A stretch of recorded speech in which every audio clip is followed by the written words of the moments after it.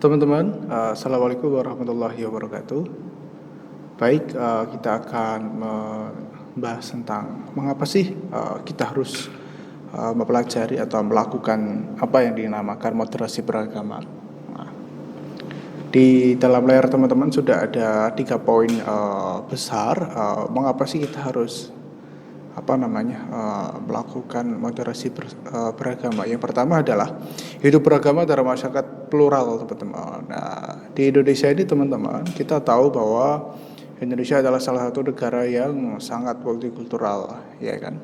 Agamanya saja bukan hanya cuma satu, ada agama Islam, kemudian Hindu, Buddha, Kristen, Katolik, kemudian ada juga agama Konghucu, teman-teman. Nah, belum lagi kemudian pemerintah baru-baru ini mengamini atau memberikan stempel, meresmikan melalui undang-undang, yakni agama lokal atau agama kepercayaan tertentu yang ada di Indonesia, dan itu unik teman-teman yang ada di Indonesia itu. Sehingga kalau kita bicara soal agama saja yang banyak beraneka ragam, tentu kita dari situ mulai beranjak bahwa kita ini hidup di Indonesia dengan masyarakat yang sangat plural. Coba kita lihat dalam konteks kehidupan sehari-hari kita, kalau sebelum kita bicara soal hidup beragama gitu kan, yang sekaligus ini merujuk kepada poin yang kedua yang ditanggung jawab untuk merawat harmoni sosial. Kita hidup di tengah lingkungan masyarakat itu pasti beraneka ragam. Ada yang kaya, ada yang miskin, ada yang sederhana, ada juga yang kita lihat dari profesinya teman-teman. Ada yang jadi petani, ada yang jadi PNS, pegawai, ada yang jadi guru, ada yang jadi dosen, ada yang jadi buruhnya buruh, ada yang tambal ban misalnya, ada yang kalau di daerah pantai itu ada buruh pilet yang tukang motong-motong ikan begitu, mengambil dagingnya saja kemudian diolah kembali. Dan di daerah tani, misalnya pedesaan, kita lihat petani bukan hanya petani padi saja, tapi ada petani jagung, kemudian ada petani palawija, ketela tadi, kemudian ada juga petani hutan, gitu kan, orang-orang penghasil madu dan seterusnya. Artinya dari keberagaman ini teman-teman, kita satu pemikiran, dan memang harus satu, bahwa adanya sesuatu yang berkembang ini, sesuatu yang beragam ini menjadi satu tanggung jawab sosial kita, menjadi satu tanggung jawab kita. Ada satu tanggung jawab sosial, ada tanggung jawab spiritual, ya kan, karena ini adalah moderasi beragama, untuk merawat harmoni yang telah terwujud ini, teman-teman. Kemudian baru-baru ini atau bahkan sejak sudah lama ya, kita sering mendengar adanya paham ekstremis yang cukup berkembang di dalam berbagai lini sosial yang mengancam sendi-sendi kebangsaan. Jelas ini sangat-sangat mengancam sendi-sendi kebangsaan, teman-teman. Karena kehadiran mereka, teman-teman, dapat merusak tatanan yang sudah ada, keberagaman yang sudah terjalin rapi di antara masyarakat yang ada, keberagaman yang terwujud apik, ya kan. Kita saling menghargai, kita saling menghormati, dan kita saling menjaga satu sama lain perasaan masing-masing. Tiba-tiba ada paham ekstremis yang diamini, yang diyakini oleh satu kelompok tertentu, dan mereka menganggap bahwa dirinya lah yang pantas masuk surga, atau dirinya lah yang paling benar, dan mengatakan orang lain itu salah. Tentu hal ini tidak tepat, teman-teman.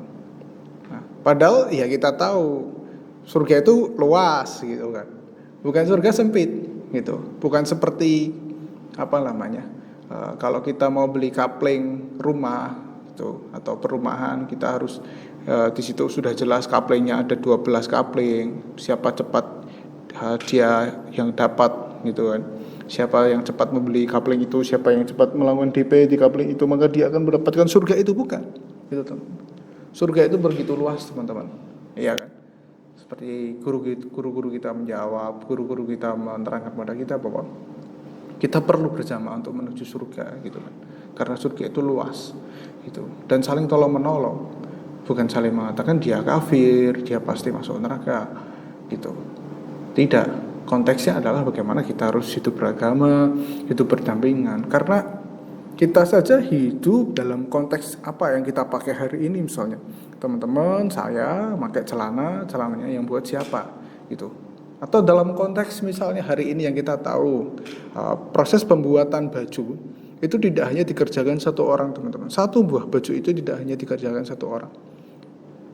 Kita tahu satu baju itu ya, baju lengannya saja itu ada bagian yang membuat gitu. Ada yang bagian memotong kain gitu. Ada yang bagian tukang masang kancing.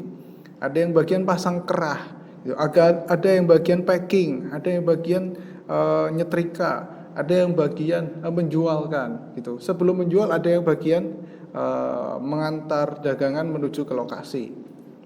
Gitu kan. Artinya proses dari awal, dari kain, bahkan sebelum jadi kain itu sudah ada banyak orang yang terlibat gitu kan. Dan ini kalau tidak ada harmoni sosial yang ada, misalnya kita tanya, kamu agamanya apa, kamu kepercayaan apa, kamu partainya apa, gitu ditanya dalam sebuah sebelum mereka membuat baju yang akan kita pakai, tentu ini tidak akan berhasil, teman-teman. Iya kan, baju yang akan kita pakai ini tidak akan berhasil, tidak akan bisa kita pakai sebagus ini. Belum kemudian marketingnya nanti seperti apa, proses packing kalau misalnya kita beli di online shop misalnya, iya kan, ada orang yang packing plastiknya dari mana, gitu kan, seperti itu. Maka kita patut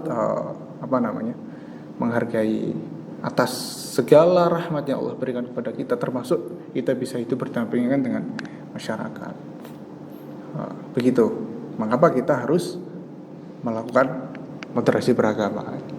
Saya ulang kembali, yang pertama adalah hidup beragama dalam masyarakat plural. Yang kedua adalah tanggung jawab untuk merawat harmoni sosial itu. Kemudian yang ketiga adalah berkembangnya paham ekstremis dalam berbagai lini sosial yang mengancam sendi-sendi kebangsaan. Dan kita di poin 3 ini, khususnya yang poin 3 ini perlu kita lawan dengan segala cara.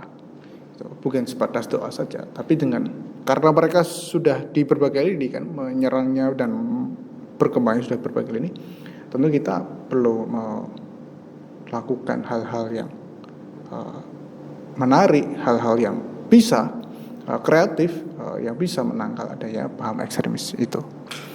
Kiranya itu dulu teman-teman dalam sesi ini. Terima kasih.